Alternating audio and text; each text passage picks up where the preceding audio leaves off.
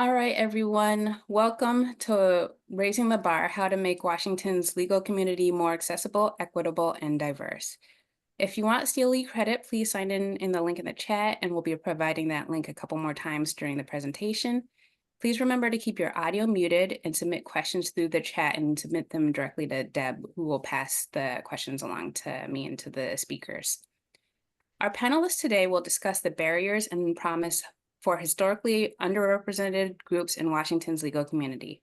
This CLE will look at the historical context of minorities seeking bar admission, provide an overview of the current demographic makeup of Washington's attorneys, and discuss what changes in bar admission are on the horizon and how they might help provide more applicants with opportunities to become part of the legal profession. I'm Mercedes Riggs, and I'm your moderator for today's presentation. I'm the managing attorney for SOAR Immigration Legal Services, a program of Ecumenical Ministries of Oregon. I'm also a member of the Washington State Bar Association's Access to Justice Board, and I am a board member of the Clark County Volunteer Lawyers Program. Our speakers today are Justice Raquel Montoya-Lewis, WSBA Executive Director Tara Nevitt, and WSBA Governor-at-Large Brent Williams-Ruth. Welcome to our speakers, and I'd like you to introduce yourselves. So for our speakers, where are you from? What community, if any, do you identify? Why did you become an attorney or a judge? And what is one memory that you have from when you took the bar exam? I know those are a bunch of questions to get started, but I'm curious to find out. So why don't you get started, Justice Raquel Montoya-Lewis? And I'm looking forward to what you have to say today. Welcome, everyone, and thank you, Mercedes, for that introduction and those great questions to get us started with. As everyone knows, I sit on the Washington State Supreme Court, where I've been for a little over 4.5 years now. So I'm in Olympia now, and I was in Bellingham for years and years. But I'm really from New Mexico, although my father was in the Air Force and we moved around a lot. New Mexico has always been kind of my home. That's where my tribe is. I'm a member of the Pueblo of Isleta. I'm also a descendant of the Pueblo of Laguna, which are two federally recognized tribes that are within about 50 miles of each other, but have completely different languages, completely different cultures. So they're both called Pueblos because that was the name the conquistadors gave the communities, because they look physically similar, but that's really where the similarities end. So I'm a proud Native person, and I'm also Jewish. I was born in Spain. My mother is from Australia, so I've got a lot going on, and I'm really glad to be able to bring a fairly unique perspective, I think, to this job and to this process of thinking about bar admissions. As far as why I became an attorney or a judge, I really never planned to do that when I went to law school. I went to law school with the intention of being a professor, and I was really interested in understanding how institutions impacted people. And the law, to me, looked like the institution that impacted the most number of people. It really started with me wondering why, literally the question I have, why do people park in the lines in a parking lot as opposed to other random ways? And that's sort of what started me on my path towards going to law school. I had never met a lawyer, never met a judge before I went to law school, so it was all very bewildering to me, as was the bar exam. When I took the New Mexico bar exam immediately after law school, and the Washington bar exam when it was still an essay-based exam about 10 years later. My biggest memory of taking the bar exam in New Mexico was the experience of having all this information in my head that as soon as I left the test, I immediately could not access anymore. It was just gone. And that was a really a jarring experience, because I was sort of used to having mastery over information. That's how I learned, and it was absolutely gone the second I didn't need to know it anymore. So I've thought a lot about that as we've been working on how do we test competency as a foundational question for looking at licensure in Washington. So I'll hand it back to you, Mercedes. You can call the next. Thanks, Justice Montori Lewis. Next, I'm going to call up Tara. Tara, what were some of, where are you from, your community, if any, that you identify with, why you became an attorney, and a memory from when you took the bar exam? Thank you, Mercedes. So let's see. I actually grew up in Raymond, Washington, so I consider myself a Southwestern Washington native. In terms of my identity, I'm a white lady. I have sort of mixed European origin, although a big part is from Iceland, and I got to visit there last year, so that was kind of cool. Let's see, I really didn't think much outside the box when I was thinking about a career. My parents persuaded me that I was smart, so I thought, well, okay, I'll be a doctor. And then it turns out I was pretty rotten at chemistry and also getting up early for all those classes. So I did pretty dismally my first year in college. Then I completely shifted gears and I thought, well, maybe I'll be an actress.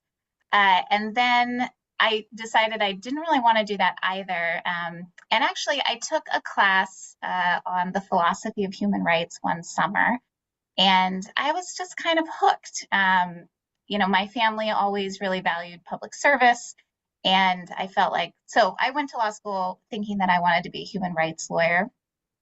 Once I was sort of getting close to finishing law school, it was a little unclear what that meant exactly. Was I going to go to The Hague and prosecute war crimes? And I actually had a clinic in immigration law in law school, and I got the chance to represent two individuals. I was kind of hooked. And so I ended up practicing immigration law for many years before I moved into civil legal aid, which led me to my current role. And a memory from the bar exam, I'm going to go kind of humorous.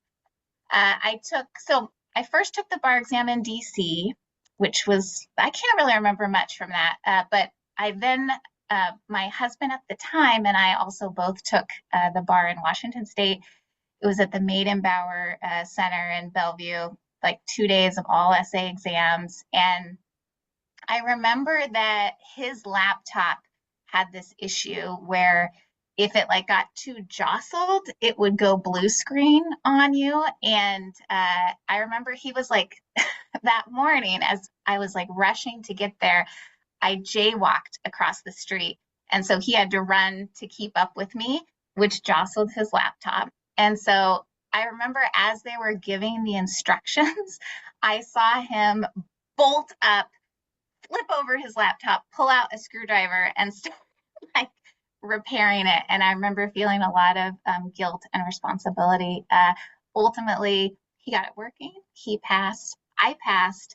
And the other piece of that is I was so stressed when it was over that I drove onto an off-ramp for the freeway. And I almost caused a huge collision, and I ended up having to do a 3-point turn while all these cars are waiting. So in my current role, I've had the opportunity to attend the bar exam several times. I often give the opening remarks. And I think one thing that is just always palpable is what a high stakes, high stress environment it is for people. So that's really something that I hold on to. Thanks, Tara. Now on to you, Brent. Thank you, Mercedes. So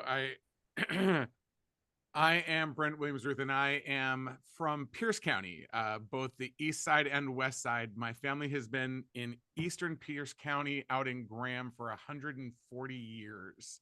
So I have lots of deep roots in Washington. I identify as an LGBTQ individual. I'm also dyslexic, so I like to have a representation for the disability community, and that being a dyslexic attorney has been challenging considering how much we all do in writing. I'm much better verbally than I am in writing. And so what got me to be a lawyer? Well, it really came down to money. I'll just be honest. I am a talented performer and singer, and though I was admitted to attend the Juilliard School, my parents played on our middle class upbringing and their lack of knowing any professional performers, and said that I would be living my life as a waiter in New York, trying to scrape by getting the small parts. And that even from Juilliard back then, the only people that were known were Christopher Reeve and Robin Williams. And there are literally hundreds of people who graduate each year, but nobody knows who they are. And as a 17-year-old kid, that was a persuasive argument. I have always loved the law. I was that kid that was always running for ASB office from. My mom has the newsletter when I was the kindergarten classroom representative. So where I am today is really just a continuation of a life of service to others. In terms of my bar exam memory, it was a very stressful time, and the other two speakers didn't say when they went. I took the essay exam when it was by pen. There was no need to worry about the blue screen of death because they didn't have the computers in there. It was all on paper. But the fun part was I actually had so many friends that wanted to support me and like send flowers, that my registration for the hotel was not under my name, but it was under KT Frog with 2 G's for Kermit the Frog. So that way only people that actually needed to get me in case of an emergency. And even then, in my family, my parents were medical providers, and if somebody was dead, there was nothing I was going to be able to do. The emergency was literally like if I needed to flee the country. And so nobody bothered me for the 3 days. And surprisingly, I passed. And here I am 22 years later, and excited to be talking today about the amazing work that's been done in the world of bar licensure. So I look forward to sharing our thoughts. Thank you. All right, I'm going to share a quick bar exam story of my own before we move on to the historical context. So when I took the bar exam, it was during a 100-degree heat wave. It was also at the Meidenbauer Center, and yeah, the air conditioner was struggling to keep up everywhere. Everyone was miserable. I thought for sure I was gonna fail because I was hot. I couldn't eat because it was too hot to eat. I couldn't sleep because it was too hot to sleep.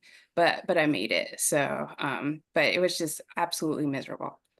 All right, so moving on to the historical context of minorities seeking bar admission. Let's hear from both you, Justice Montoya Lewis, and from you, Tara.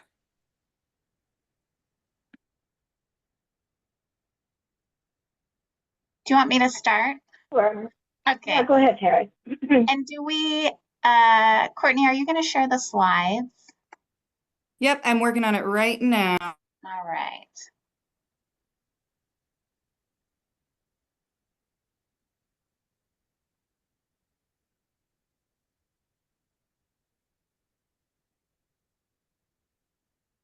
All right, and if we could move to slide 4.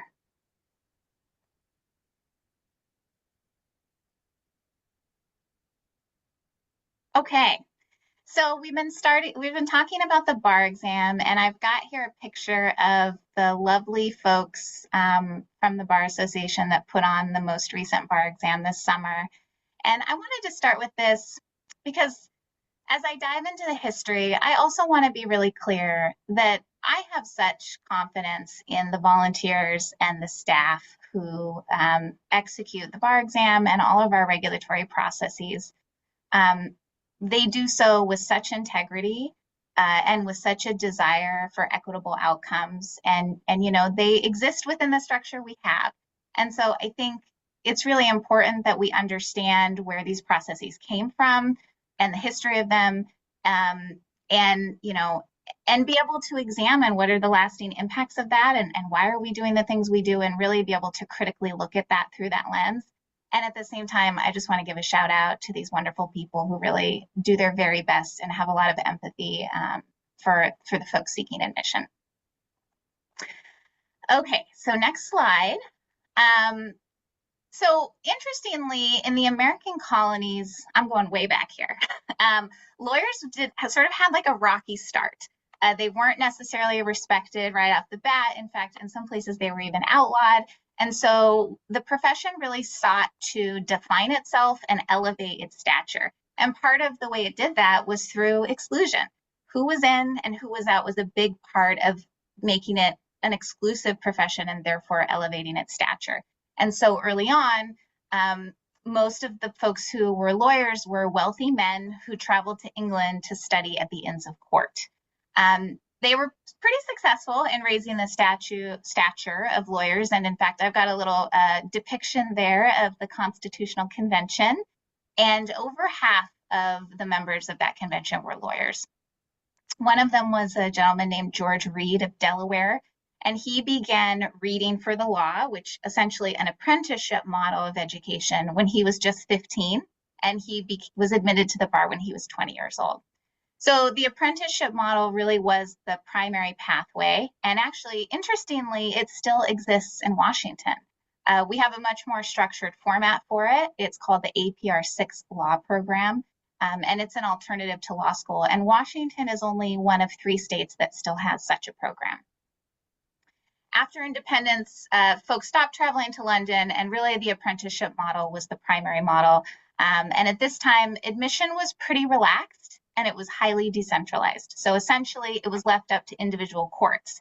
And when you were admitted, you were only admitted to that court. So this was a time when barriers to entry were relatively low. For example, in Indiana, the Constitution provided that any person of good moral character being a voter could be admitted to the practice of law. Of course, I'm sure you will note that only white men could vote at this time. So that certainly served to limit. And in fact, admission to the profession was widely tied to citizenship for quite a while. And this was only available to free white persons under the Naturalization Act of 1790.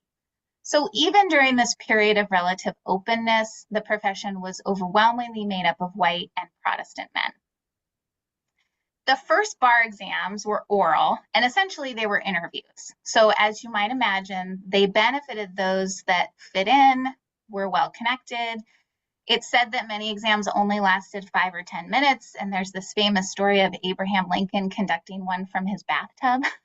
On the other hand, this style of bar exam served to exclude people who didn't fit in, so men of color and all women. In the late 19th century, bar associations started pushing for more stringent and formal statewide admission requirements, and critics will say that just like in the early years, this was meant to be anti-competitive and an intentional effort to make the profession more prestigious by making the requirements more stringent. The written bar exam began in the Massachusetts Court of Common Pleas, and pretty soon it was being used in New York, Idaho, Nevada, and was pretty widespread by 1890. The first law school was established in 1774, and then law schools really started to take off after the 1870s. So the first law school was pretty early. Now, once law schools came into being, diploma privilege started becoming a more common method of admission. And so the idea was that training in a law school was more prestigious than self-study or training in a law firm, and so it should come with the privilege of licensing without having to sit for an exam. Interestingly, at the time, bar associations opposed it because it shifted regulation to the schools. And today, diploma privilege only persists in Wisconsin. Next slide. I wanted to talk a little bit about some of the exceptional lawyers that were among the first people of color and women to be admitted to the profession. I don't have a picture of him, but actually the first person of color that I was able to see was admitted to the profession was a Native American man named James McDonald. He entered the profession in 1820. He was the son of a white trader and a Choctaw mother. He became a law clerk for a congressman in Ohio, and after his licensing, he went on to conduct negotiations with the United States on behalf of several tribes in Mississippi. The first picture you see there is Macon Bowling Allen. He was the first Black person to be licensed in the United States. He was born free in Indiana, and he moved to Maine in 1840, where he clerked with an abolitionist named Samuel Fessenden. When he was first presented for admission, he was refused on the grounds that he wasn't a citizen. even though the only requirement under Maine law was that you be a person of good moral character. He decided to take the exam and he passed, and he was successfully licensed. But as is often the case in many of these stories, he struggled to find work due to his race. Ultimately, he did move to Boston. He passed the exam there. He also passed an exam to become a justice of the peace, and he's believed to be the first Black man to hold a judicial position. And he went on to hold some additional judicial positions after that. The next picture you see is Charlotte E. Ray. She was the first Black woman to be licensed. She was born in 1850. Her father was a prominent abolitionist. She graduated one of the few grade schools that was available to African Americans at the time, and she went on to graduate from Howard University School of Law in 1872. Howard University had a policy of admitting Black men and women, but women were not allowed to be licensed to practice law in DC. And in fact, it's sort of unclear to historians how she got licensed. There's a story that she just used her initials, so people didn't know she was a woman, but that hasn't been verified. But regardless, she was admitted. And again, like Mr. Allen, she struggled to maintain a successful practice because few clients were willing to be represented by a Black woman. In the end, she moved to New York and became a public school teacher. And she remained active in public affairs, supporting both women's suffrage and equality for Black women. Not the first, but one of the first white women to become a lawyer was Clara Fultz. And she has an interesting story. She was married at the age of 15. She had a dressmaking business. She got involved in women's suffrage, and after her husband abandoned her and her 5 children, she divorced him and took full custody of their children. And she started reading for the law at the office of the Honorable C.C. Stevens in San Jose, California. In California, you had to be at least 21 years old and a white male citizen of good moral character and possess the necessary learning and ability in order to become an attorney. She knew this, and so she and a fellow suffragist drafted a women lawyers bill that would substitute the language any citizen or person for any white male throughout the state code. And there's a long story, and they worked very hard, and ultimately the bill did pass by 2 votes. Interestingly, among the debate, among the concerns raised by the opposition was the fear that female lawyers, quote, seductive and persuasive arts would sway juries, and this was a reason why they should not be licensed to be attorneys. And then lastly, Hong Yen Chang was the first Chinese American lawyer in the United States in 1888. He immigrated to the US after his father died as part of a Chinese educational mission. And after a brief return to China, he came back and went to Columbia Law School. He was initially denied admission to the New York bar because, as in so many of these cases, the Chinese Exclusion Act of 1882 made him ineligible for citizenship. After 2 years of advocacy, he was ultimately issued a naturalization certificate by a New York judge, and the New York State Legislature passed a special act that allowed him to take the bar exam. So he was admitted there, but then he moved to California where he was denied admission. And there the court stated, quote, a person of Mongolian nativity is not entitled to naturalization under the laws of the United States. And a certificate showing the naturalization of such person by the judgment of any court is void and cannot entitle him to practice as an attorney in the state. He ultimately decided not to appeal the decision because he feared revocation of his citizenship, and he went on to serve in the Chinese diplomatic service. I think even though these are sort of success stories, I think that they do a good job of illustrating the overt discrimination built into the laws against women and people of color in early licensing. And although each of these exceptional people was successful in becoming licensed in at least one jurisdiction, they are very much the exception. Next slide.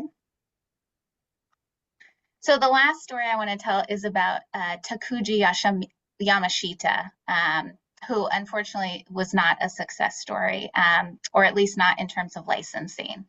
So as I mentioned, in general, early on, the admission to practice the law was tied to citizenship, which was denied by the Naturalization Act to all but white people. Takuji Yamashita was only the second Japanese student to attend the University of Washington School of Law, and he was one of 10 in his class of 1902. He had completed high school in just 2 years while he was living at the Tacoma Baptist Mission. And even as he was admitted to the University of Washington, he was surrounded by anti-Asian racism. Just a few weeks before he started law school, a white mob had shot an unarmed group of Japanese hop pickers in Sumner. He was successful in law school, and shortly before graduation, he was able to get a certificate of naturalization from the Pierce County Superior Court. He took and passed an oral bar exam in Olympia, but his licensure was challenged by the Washington State Attorney General on the grounds that he could not be a citizen based on his race. Yamashita had to argue his case before the Washington Supreme Court. In his brief, he argued that exclusions based on race were a clear affront to, quote, the most enlightened and liberty-loving nation of them all. He lost. The judges acknowledged in their decision that Mr. Yamashita was intellectually and morally qualified to practice law, but that he could not become a lawyer because as a Japanese immigrant, he was ineligible to become an American citizen, and only citizens could be lawyers. He went on to become a successful hotelier, I think I'm saying that right, and restaurateur, only to face more institutional racism and exclusion due to his lack of citizenship and an inability to own property. As part of his third act, he and his family leased 20 acres of waterfront property in Silverdale, where for many years they farmed strawberries and cultivated oysters, only to lose everything when they were forced into an internment camp during World War II. After internment, he worked as a housekeeper in West Seattle before returning to Japan, where he died in 1959 with his law school diploma hanging on his wall. In 2001, the Washington State Supreme Court posthumously admitted him to the Washington State Bar as an honorary member. And, you know, this is a story that we know, and unfortunately, it's probably the more common story. Next slide. So I mentioned that law schools really started proliferating in the early 20th century. They doubled from 1890 to 1920.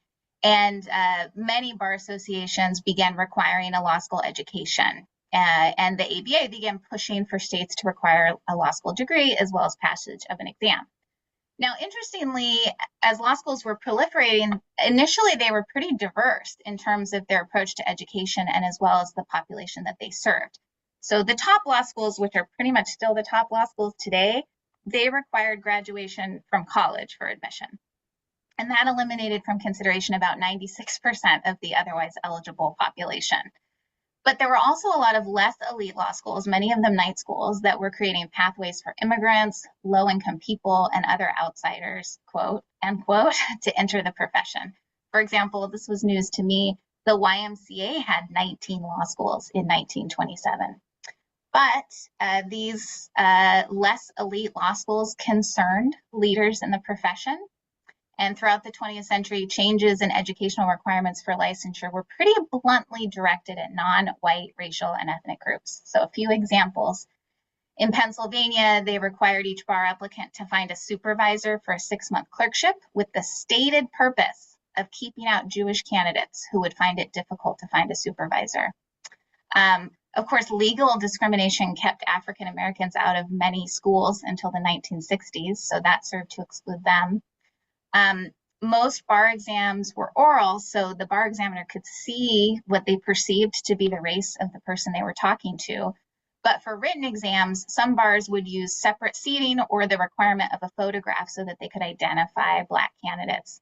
And between 1927 and 1947, Louisiana rejected every Black applicant. In Florida, Virgil Hawkins sued the University of Florida Law School when he was denied admission based on his race. He ultimately won his Equal Protection Clause case in the Supreme Court in 1956. The Florida governor at the time responded by forming a committee to identify lawful means to prevent or slow down school integration. That committee came up with the new requirement that applicants to Florida graduate and professional schools should take standardized admission tests like the LSATs. And my last example, in South Carolina, diploma privilege ceased and the bar exam became a requirement the same year that the first group of African Americans became eligible in 1950. And there were similar policy changes in Alabama, Georgia, and Mississippi. I'm going to move now. I've mostly been talking about sort of admissions requirements. I also want to talk a little bit about the requirement for good moral character. And I'll start by saying, actually, if you go back one more slide, just because I want you to see the picture. There were almost no instances of denial of admission on character grounds in the 19th century, not even for murder. And apparently, lawyers were quite prolific in killing people in duels, which is why I got the picture of the duel here. But that wasn't serving to exclude people. Okay, now you can go to the next slide. So I want to walk through a few sort of areas where the character and fitness process has excluded different groups of folks. So first, historically, being identified as a member of the LGBTQ+ community has been grounds for denial to admission to the practice of law. Decisions often tied the denial to an actual or anticipated violations of anti-sodomy laws. And jurisdictions, in order to uncover this, actually allowed questions about a candidate's sex life as part of the character and fitness review process. As attitudes changed and through significant advocacy, sexual orientation is unlikely to prevent admission to the practice of law today. However, the character and fitness inquiry can still lead to challenges for trans people, including documentation issues and inadvertent outing of candidates during the background verification process. Just to note that in Washington, we're currently updating our application to make sure that we're addressing which name to use when we're verifying backgrounds. Another area is immigration status. As recently as 2013, the U.S. Department of Justice opposed the admission of an applicant to the California bar as well as an applicant to the Florida bar, citing a federal law that prohibits entities funded with state money from granting undocumented immigrants professional licenses. In both cases, the state legislature passed a law that specifically authorized admission to the practice of law for a person not lawfully present in the U.S. who has otherwise fulfilled the requirements for admission, and both of these candidates were admitted in 2014. By 2017, 6 states had passed similar legislation, but many states currently require work authorization to become professionally licensed. In Washington, we don't require about citizenship or immigration status, and our rules are silent on the topic. We are required by state law to collect Social Security numbers for purposes of child support enforcement. However, we do provide an option to simply say, I don't have a Social Security number, and the inquiry doesn't go further than that. Character and fitness inquiries have also often focused on political speech, with activists and political nonconformists facing heightened scrutiny and sometimes denial of admission throughout the 20th century. In the 1980s, the majority of state bars reported that they would or might investigate conduct such as sit-ins resulting in misdemeanor convictions or membership in radical political organizations. And this is despite a 1971 U.S. Supreme Court case called Baird v. State Bar of Arizona, which held that, quote, the First Amendment's protection of association prohibits a state from excluding a person from a profession or punishing him solely because he is a member of a particular political organization or because he holds certain beliefs. And then the last category I want to talk about is mental health. According to research by Leslie Levin, bar examiners began to regularly inquire into mental health status in the 1970s, and soon thereafter, some people have been denied admission on that basis. In 2014, the Justice Department wrote a letter to the Louisiana Supreme Court in which it stated that Louisiana's system discriminated against bar applicants with disabilities by inquiring into their mental health diagnoses, by subjecting them to burdensome investigations, and by making discriminatory admissions recommendations based on stereotypes of people with disabilities, among other things. They sent a similar letter to, I think, the Vermont Bar Association.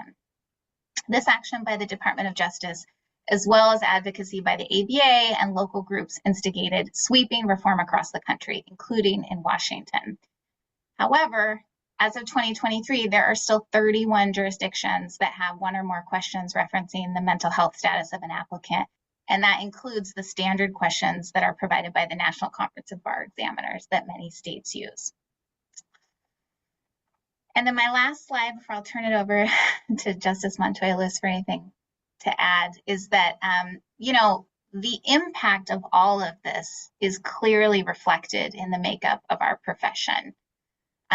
Women make up only 39% of the profession nationwide.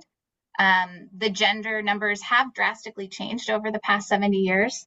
From 1950 to 1970, only 3% of all lawyers were women. And so the percentage has edged up gradually since then to reach 39% now, but clearly it's still not consistent with the population.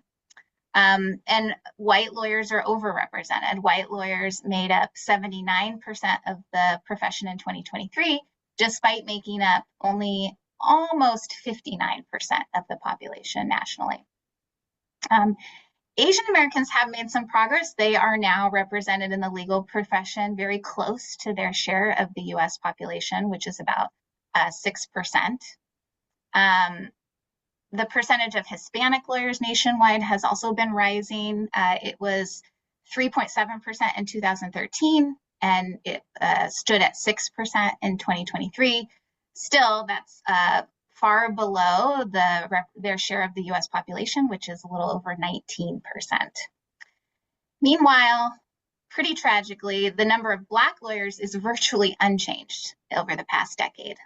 According to the most recent survey by the ABA, Black lawyers were 4.8% of the profession in 2013 and 5% in 2023, which is far less than the percentage of Black people in the US population, which is 13.6%.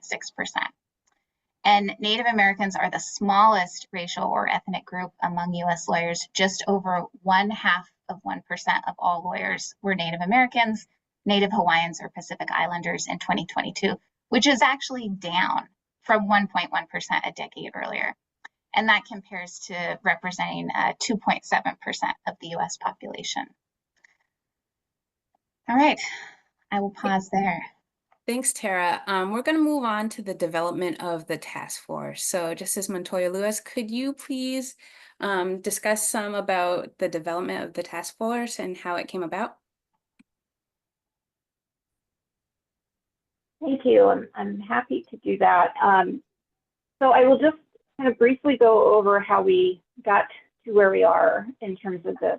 Really, this has been licensure, the bar exam, and in particular, the numbers that Tara just went over in terms of my own community of Native people and our very low representation in the practice of law has been a real interest and passion of mine, really for my entire career. And I've spent a lot of my time when I was a professor looking at standardized testing and how that has served as an exclusionary and really unnecessary barrier for communities of color, marginalized groups, you know, across professions, and starting with really in high school and with entrance into college and so forth.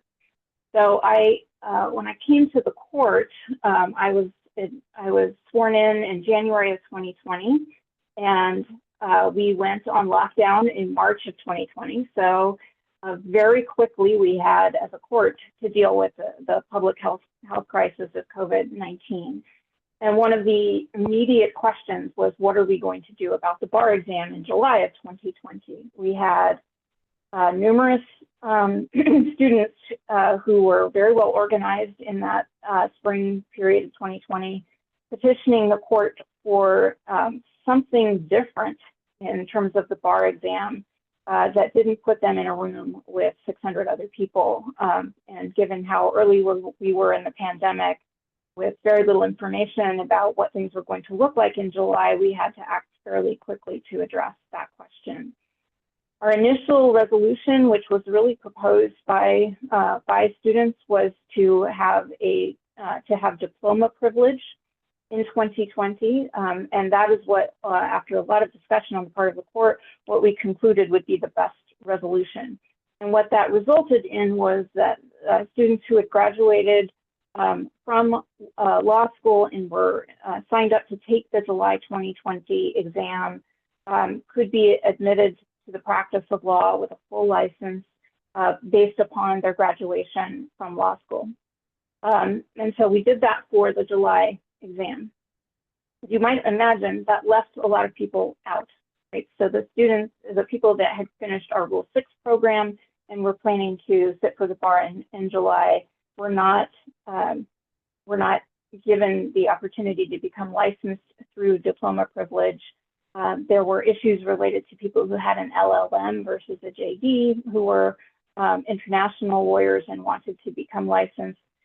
So that gave rise to a lot of discussions publicly with people who wanted to be licensed and weren't kind of captured in that diploma privilege rule, as well as conversations amongst the 9 of us on the court about how do we address those kinds of issues.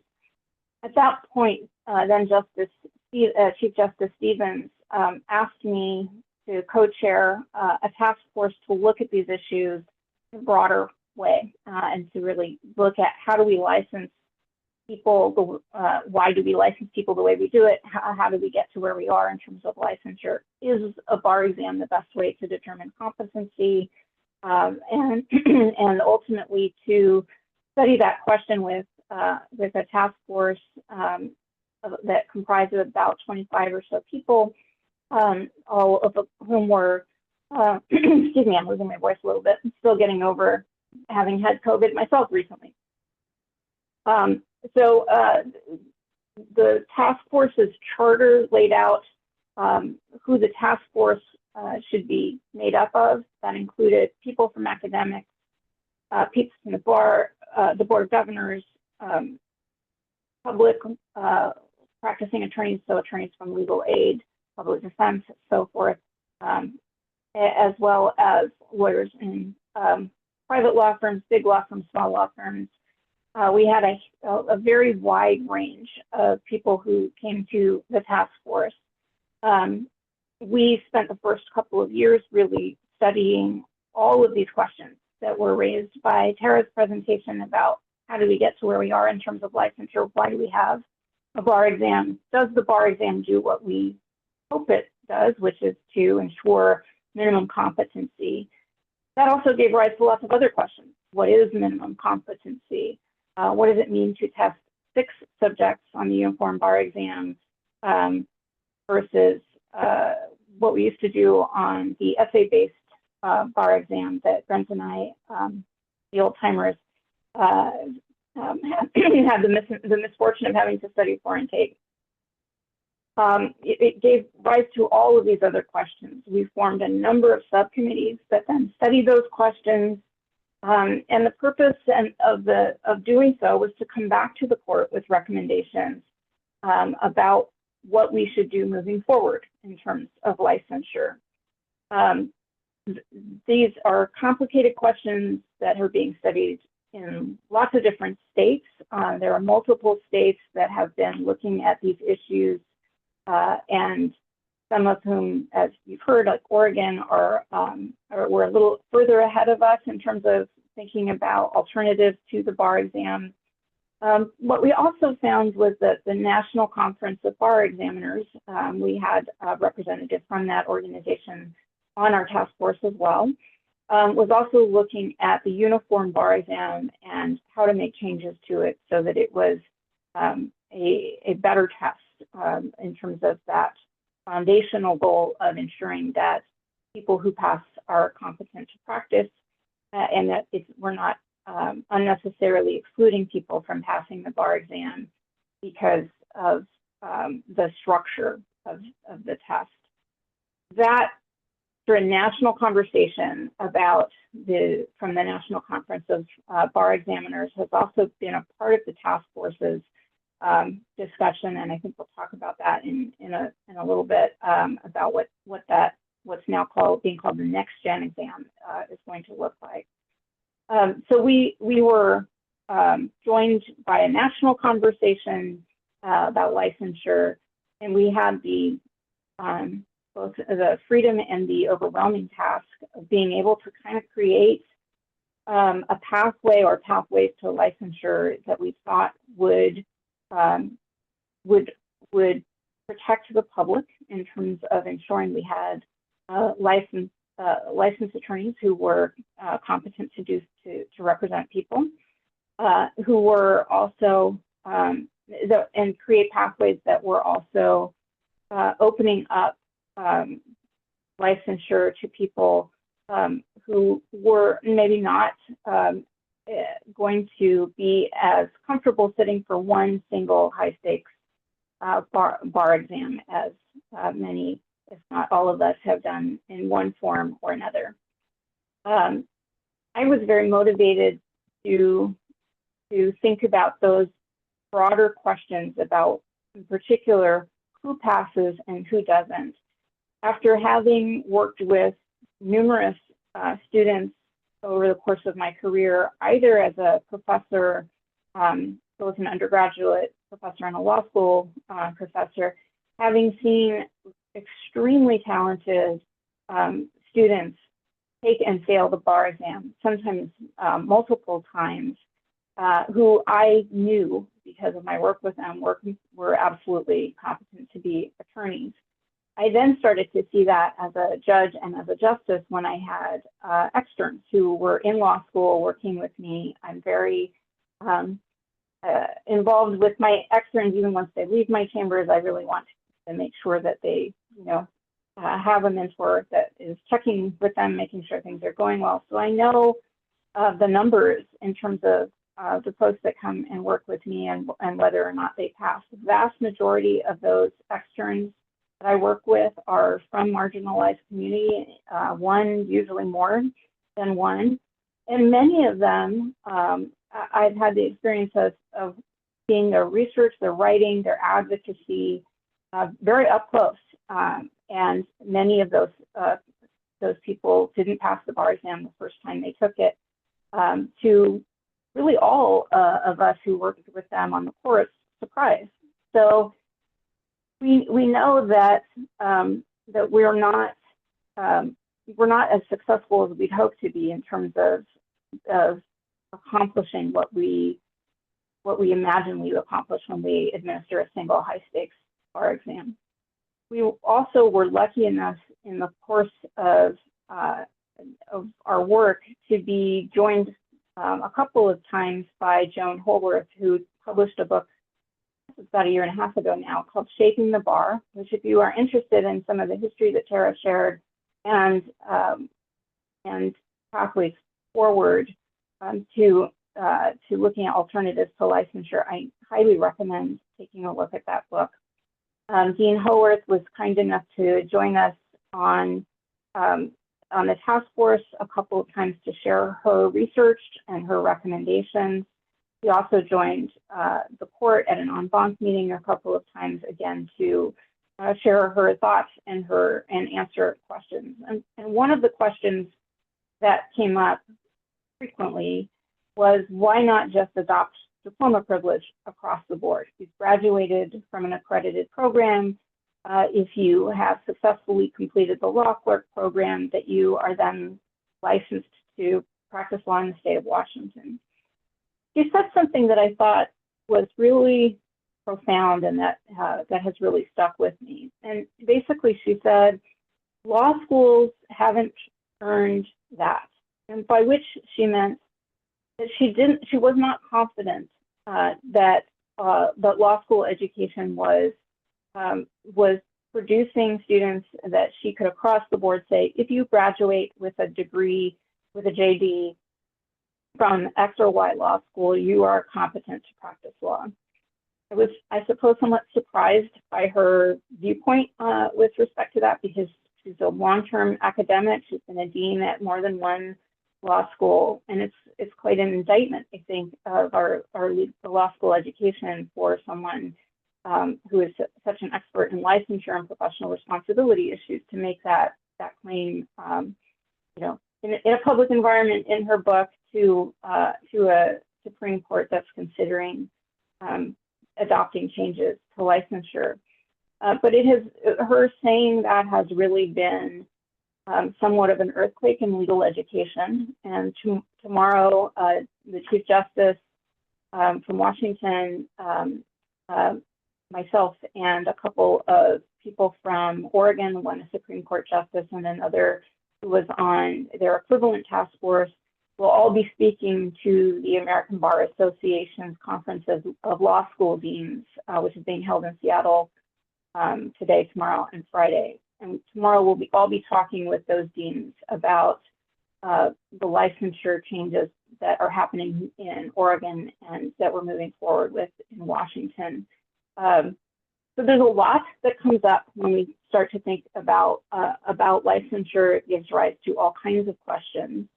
And so what we've hoped to do, and I'll turn it over to Brent to talk a little bit more about being on the task force, and he was my co-chair for a period of time during the task force as well. And I can never convey my gratitude towards him for the volunteer work and innumerable hours that he and other task force members have put in to getting us to these concrete recommendations that we've made and that have been adopted by the court, and that we now have to figure out how to implement moving forward. So at this point, I'll turn it over to Brent to kind of share the experience of being on the task force. Brent, before you launch into that, just want to keep an eye on the time. So if you could go over that kind of quickly and then launch into your discussion on character and fitness, and kind of keep that to about 15 minutes so that we can move on to the new paths for admission, and have that for about 15 minutes so that we can have a couple minutes for questions at the end. Oh, absolutely. Thank you so much, Justice Montoya and Director Nevitt, for the recap, because even though it seems so far away, the history of the entire process is what has brought us to today. And if you're not familiar, I would like to make sure everyone knows that the WSBA does have a voluntary demographic study that if you just Google WSBA and who we are, you will see the numbers. And what I would want everyone to know is there are still about 15,000 people who don't answer. And as a member of the LGBTQ world, when I joined the Board of Governors, only 400 other people out of all 42,000 openly identified as LGBTQ. For 5 years, I have been openly asking people to show up, check the box that represents you, and we're now at 851. Do I really believe that 451 people that are LGBTQ have joined the bar in the last 5 years? No, but it's because at opportunities like this, I tell people about that, and people realize it's important to be seen and represented. And that's what this task force really was. It was a conglomeration of 30 dedicated volunteers from across a multitude of practice areas and backgrounds that got together and had the conversation, that did the work, that opened the eyes to taking away the question as to what our history is. And it's inflammatory to some to say we have a racist history. It is our history, and we are the ones empowered to do something about it going forward. And for me, it honestly, my key driver was that of character and fitness. And I joined my first volunteer organization or volunteer role with the Washington State Bar Association was serving on the Character and Fitness Board, the group of volunteers that meet in absolute secrecy when an applicant for the bar exam has been, whose application and responses raised a significant question as to whether they had the good moral character and fitness as required by the admission to practice rules. And joining that organization, joining that board, I had no idea what I was doing. There is no guidebook. There is nothing public. And at the time I joined the board, there had only been three published opinions from the Washington State Supreme Court that actually addressed character and fitness issues. And so when I got on there and saw firsthand what was going on, and how we struggled and what the rules, the admission to practice rules are. I mean, to say it's a spider web gives it a beauty and a order in a chaos, and there's not. There are rules that have if then but statements, there are mitigating and aggravating factors.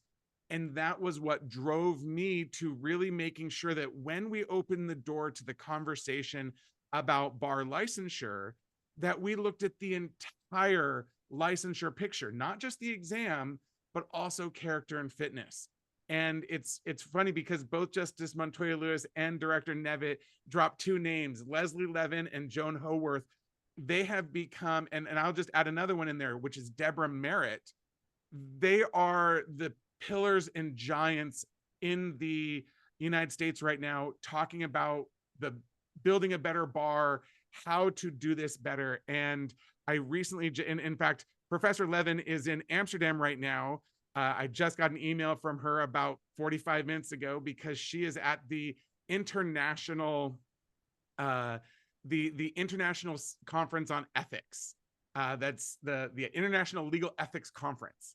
But also Dean Howarth and Deborah Merritt, they are part of the National Center for State Courts CLEAR committee, which really was prompted because of the work that Oregon and Washington did. CLEAR stands for the Committee on Legal Education and Admissions Reform. And the members of that are the Conference of Chief Justices and the Conference of State Court Administrators. And I'm ecstatic to know that wherever we go as Washington, what we did for both our substantive report and the character and fitness report are the basis for the conversations that are being held by this CLEAR committee.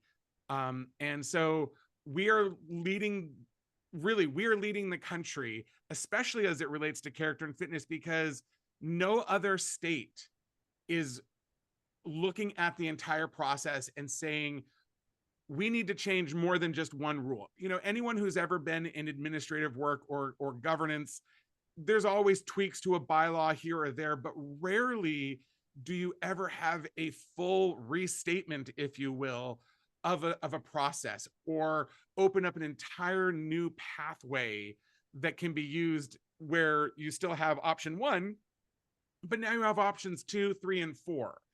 And that is one of the things that I am most proud of what we did as a task force, was putting in the time, coming up with the data, and then presenting to the task force. So again, my spiel is a lot shorter because it's still happening. In fact, at the Board of Governors meeting tomorrow in Central Washington on the Colville Indian Reservation in Nispelem, the Board of Governors are going to be picking 2 members to serve on what I call phase 2 of the task force, which is the actual rule development. I mean, that is where we are in this right now.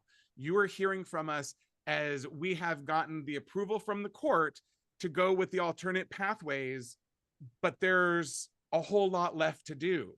So with that, I will hand it back to you, Mercedes, to move us into our next topic. Thanks, Brent. So now we're going to be moving on to discussion about the new paths for admission following the task force report. So just Montoya Lewis and Tara, if you could go into that.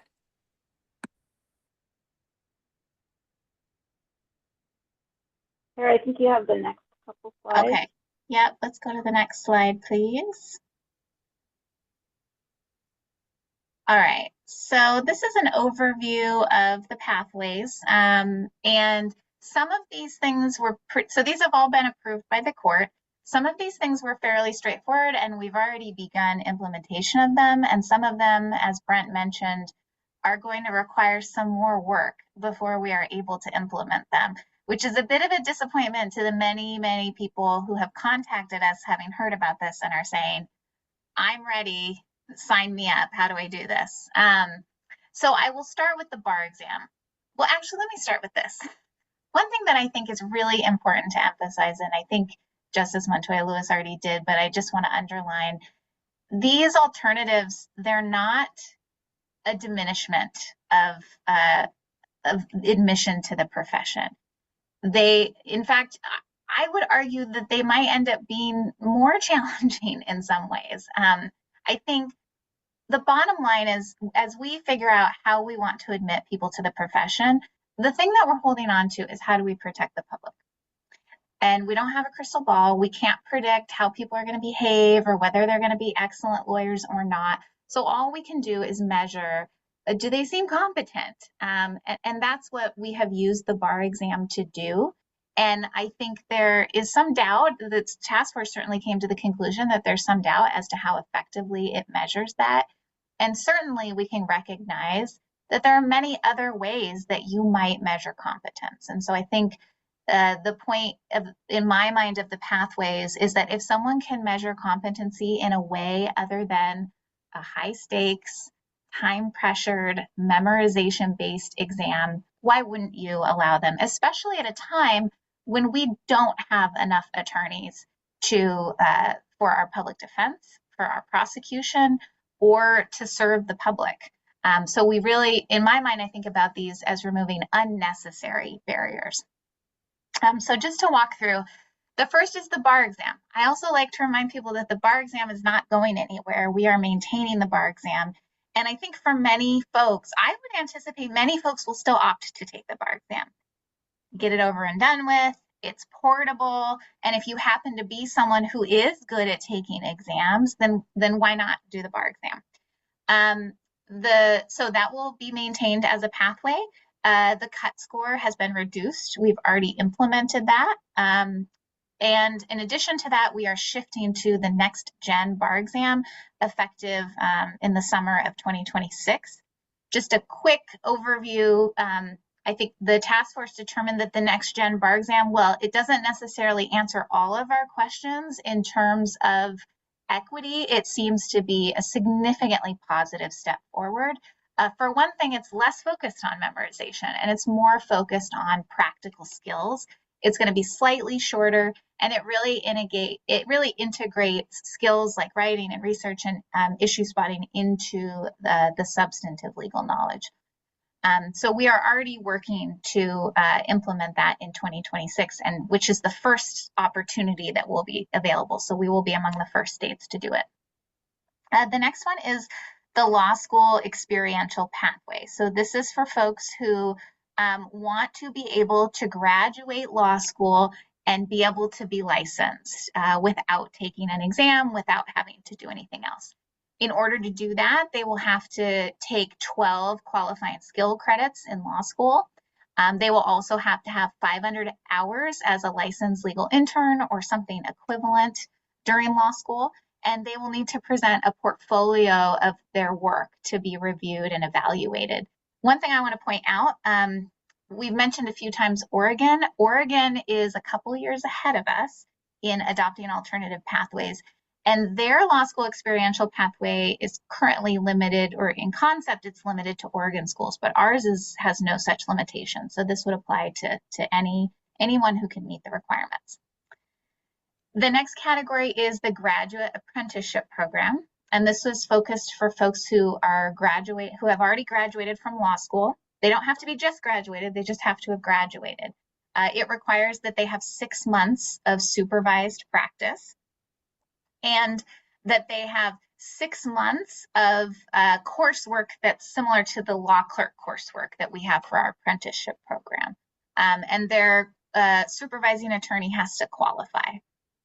And then the last one is the apprenticeship pathway. And this, in this case, we will be looking to provide additional standardized educational materials and benchmarks to our existing apprenticeship pathway. And then these folks will also need to get 500 hours as a licensed legal intern or the equivalent, which can happen during their coursework as an apprentice. So where we're at now is for most of these pathways, there's a lot of rules that have to be drafted. We need to be thinking about what the best practices are, how portfolios will be evaluated, what needs to go into them.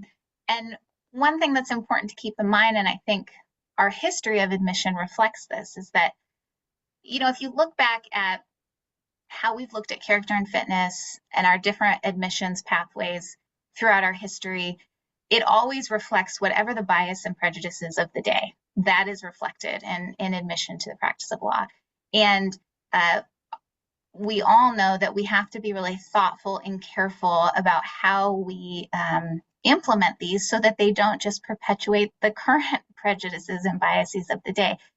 It's not clear that that there won't be bias in these. And, for example, one concern that came up a lot with the graduate apprenticeship is who's going to be able to find somebody to be a supervising attorney? And isn't that going to reflect the biases of the day?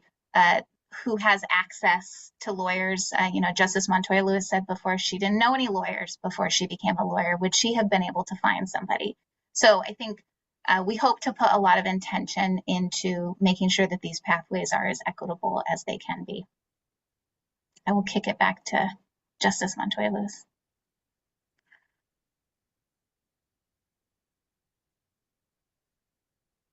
Thank you. I don't have a whole lot to add, except to say that the concern that Tara just raised with regard to making sure that these pathways don't end up being having the same sort of exclusionary consequences, unintended consequences, is something that we're all very conscious of, and it's something I think we are really looking to the bar to support, because I think if we all kind of look at ourselves as potential supervising attorneys for these graduate apprenticeships, and even for APR 6 apprenticeships, which are more intensive if you're going to be a primary tutor for a Rule 6 person.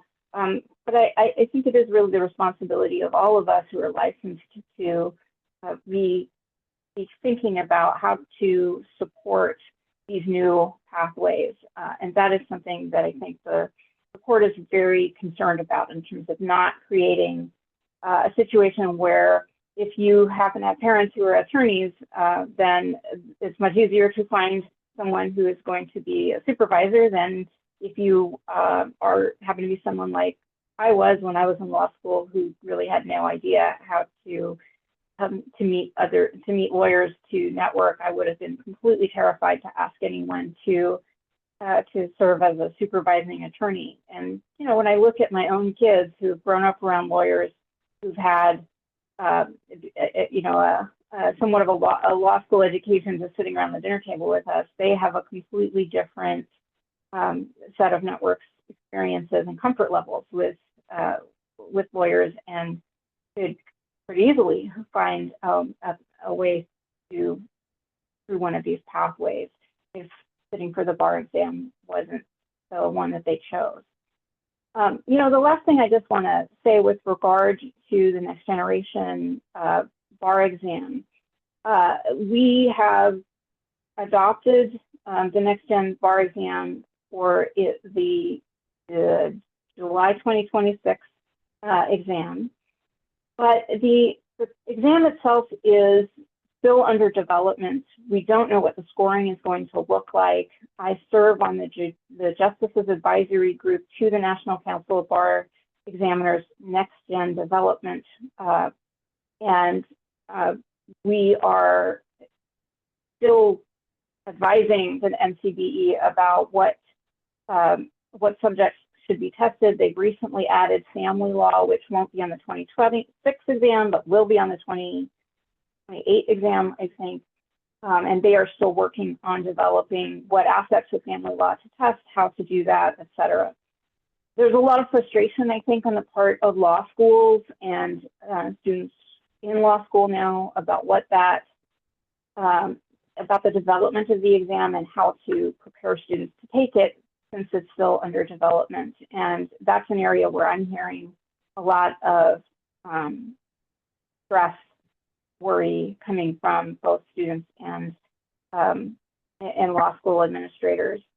So I think we're still trying to kind of sort all of that out. And so as you learn more about this yourselves, and perhaps have questions from externs you might work with about, well, what is that bar exam going to look like? It is a fair criticism of the process, I'm confident that the MCBE is aware of that and working on it. But it is one of the central issues right now in terms of looking at what is the bar exam, if you take the test, going to look like over the coming years. And the answer is we don't have a great answer at this point. So that's something that's still very much under construction, as is these other pathways as we move forward to looking at how to implement rule changes and ensuring that various pathways are going to be available. The other thing with respect to the law school experiential pathway is that there are not going to be enough clinical education spots or externship spots available for everyone who wants them. So not every student who might want to go the law school experiential pathway is going to have access to that. That's going to be a continuing issue. It is something that all of the law schools in Washington expressed some concern about, because clinical education is very expensive for law schools because the number of students to clinical law professor is much lower than it is if you're sitting in a classroom with 200 other students. So that's going to be an ongoing area of tension, I think, between students and their law schools, as well as law school administrators and the court, because the court itself is, of course, not in a position to fund law schools so that they can support additional clinical law spots. But we are also creating this rule that will say, well, if you can get one of those spots, then you might be able to be licensed through this pathway. That's going to be an ongoing struggle, I think, that we're going to have, and I don't know that there's a perfect solution to it. But it is something that I think has been a concern raised by the law school deans. It's one the task force and the court is well aware of. And that's partially why we are looking at multiple pathways as opposed to one as we move forward on implementation. Thanks. So I think at this point, I'm happy to open it up to questions, Mercedes. Okay, so since we have about 13 minutes left, just wanted to let everybody know that I'm not sure if we'll get enough time to all the questions, but we'll try to get through them. So one question is for you, Brent. What are other states doing with character and fitness? Great answer. Great question. And the answer is right now there's a lot of piecemeal approaching. So again, as I mentioned earlier, sometimes people will realize one rule needs to be tweaked a little bit here or there, just in individual language. But right now, no one else is currently doing a multi-rule wholesale restatement. So though the conversation is happening at the highest levels, that report is anticipated to come in 18 months. And so Washington has an opportunity to really affect change on a national level. Thanks, Brent. Another question is whether there's a plan to change the guidelines around tutor-apprentice ratio and around required employment status of the apprentice, i.e. if they are a full-time intern at a legal aid organization and multiple staff attorneys could share tutoring roles. Before I turn this over to the panelists, I just want to jump in.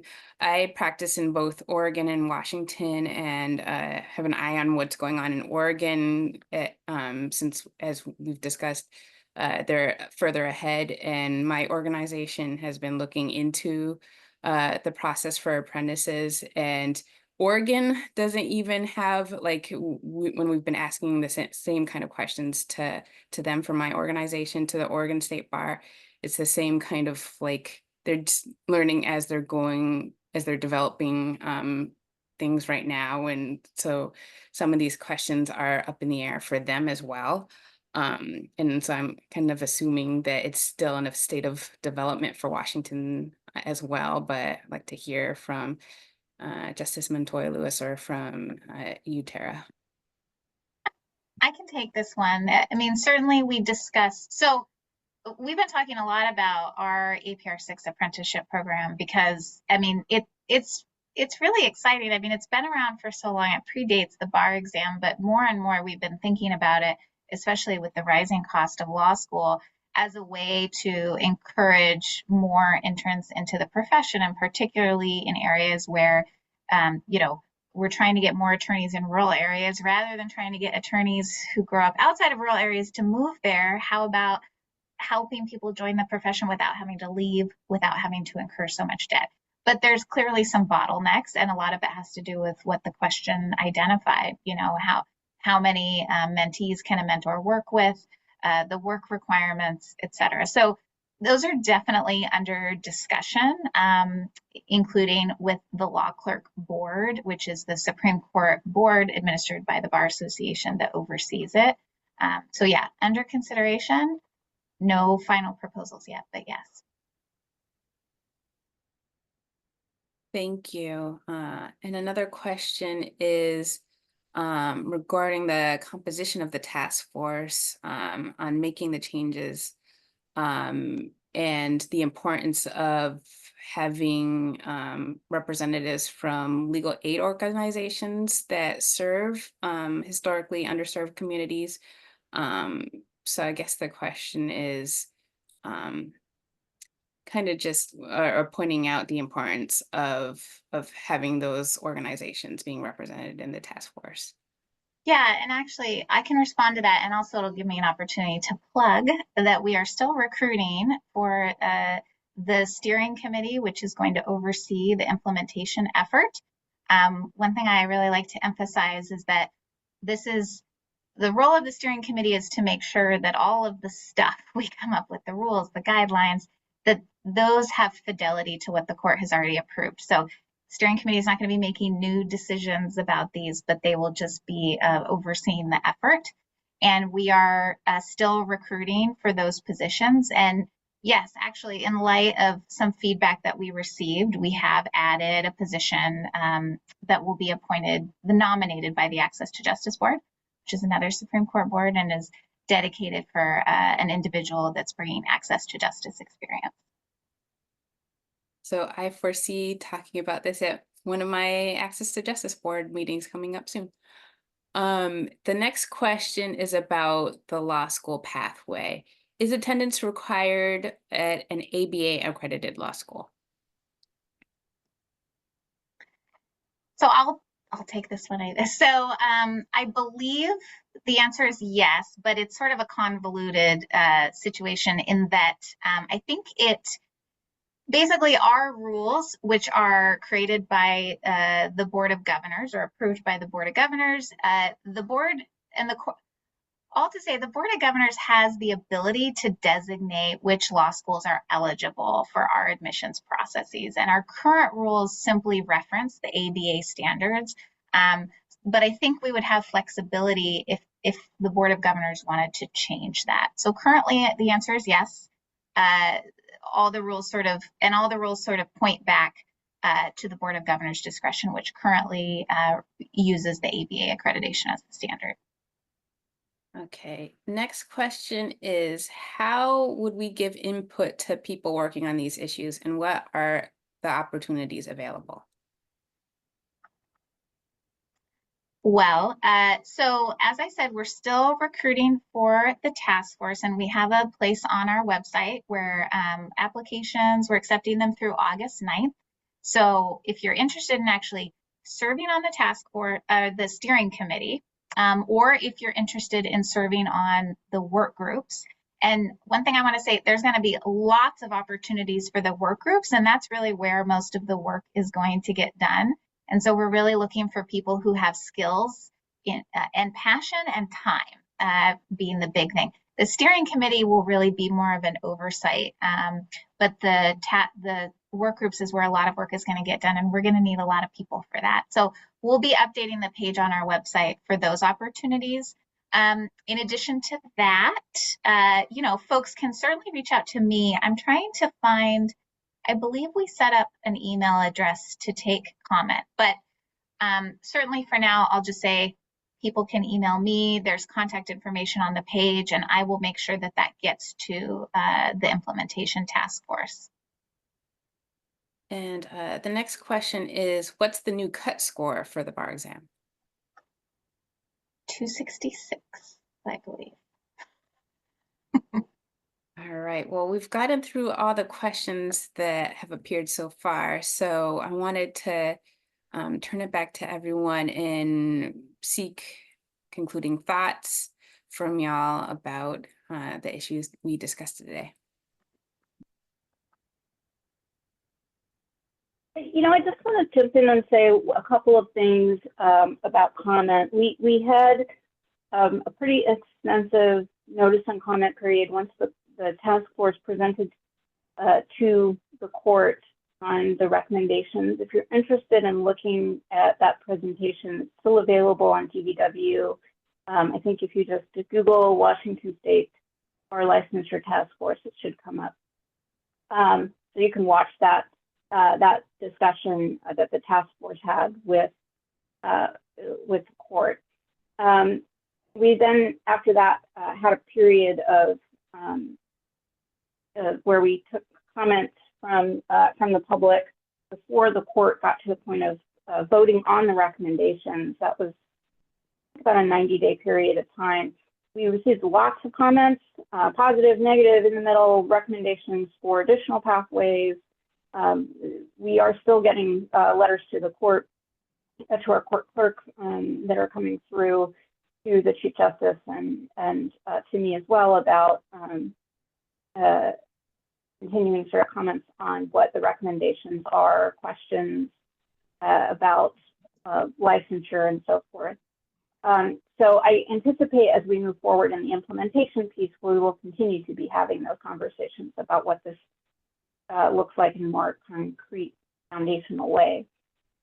One of the things that I've heard in terms of questions about this opening these pathways to licensure is, sort of a sense that some folks have about like, well, I went through this terrible experience at the bar exam. I've yet to meet anybody who enjoyed it. And, it's part of the process of becoming a lawyer. And I think there is a pretty good number of people who really want to hang on to that pathway as the sole way of becoming a lawyer, in part because what I've heard that I think is a reasonable concern about people who are taking the bar exam having the pressure of being a lawyer, and that that experience is sort of one way to replicate having to make decisions, assessments, and so forth under a time crunch, under pressure, and so forth. And I think that that's something that I just raised because I think it is something that I've heard from a number of people who are raising objections to these various pathways. And I guess I would just say that one of the things that I think has been really important to the task force is hearing from people who are in school now. The people that are sort of in the generation of people that are behind us by 10, 20, 30 years in terms of law school education are really used to having multiple ways to have their work assessed. And when they're in law school, they have multiple ways to be assessed. They aren't all just taking one final exam as the sole measure of their learning over the course of the quarter like I did when I was in law school. They are being assessed through written papers. They're being assessed through testing. They're being assessed through a variety of things over the course of the quarter as opposed to one or two exams in the course of the class. So in part what I think we're seeing in terms of changes to licensure and moving away from a single test is in part responsive to the way education is evolving and is evolving over the course of the last 20 years or 30 years. I think that we have a long way to go in terms of legal education, really reflecting the myriad ways we learn things, the myriad ways in which we can be responsive to the needs of clients, and the myriad ways in which people that we are working with as clients learn themselves, because so much of what we do as lawyers and as judges is to translate what it is the law requires and how that applies to the situation that's in front of you, and being able to explain that to people who are not law trained is in and of itself a skill. And so what I think we're trying to capture as a task force and as a court is ensuring that there's a variety of people who are practicing law, who are able to work with a variety of communities, a variety of learners, a variety of people who are coming for legal advice.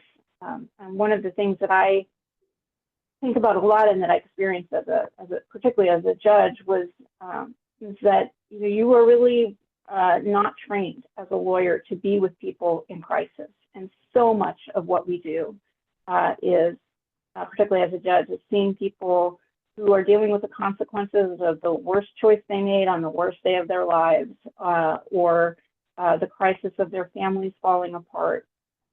And so we can't have a one-size-fits-all to licensure when we have such a complex population of people who need our help. And so this is, I think, as we said, we're not saying goodbye to the single high-stakes test if that's a way in which someone thinks is the easiest, most efficient way for them to become licensed. That remains available. But I also just want to say that there is, there is still some, there is still a lot of room to criticize that single high-stakes bar exam. And one of the things where I've had questions from people trying to become licensed is about that cut score. And the last thing I just will say about that is we dropped the cut score. It's not the lowest in the country. There are about 10 other states who have a lower cut score. And one of the things that people who don't pass in Washington can do and are doing is going and getting licensed with that same number in another state, so that they're then eligible for reciprocity over the course of the 3-year reciprocity rule. So all it requires is that you're licensed somewhere else, and then you can apply to be admitted here. So, I think we're a little bit fooling ourselves if we're saying that the cut score dropping by, I think we dropped it by 3 points, is particularly meaningful when you can be licensed in another state, licensed here as a result of that. There are, there's a little bit of sort of play that's happening in those numbers. And quite frankly, I couldn't tell you the difference between a lawyer who passed the bar exam at 260 versus a lawyer who passed at 266. So that's just sort of again, another place of tension there where there's not a lot of resolution, but sort of demonstrates some of the complexity that comes up with licensure. Thanks everyone for your thoughts and for the history and the current process of looking into changes to licensure. One final plug for CLE credit, there's the link in the chat. And the email for feedback for Tara Nevitt for the task force and alternative pathways is alternativepathways@wsba.org. So thanks everyone. It's been a great discussion. Thank you to all of our speakers. I really appreciated hearing what you had to say, and everyone have a great rest of your day. Thank you to you. Thank you to our moderator. Thank you, speakers. Thanks, folks. We'll keep the Zoom open for a little bit longer so y'all can get that link and the emails as needed. Have a good rest of your day. Thanks, everyone. Bye. Hello, this is the participant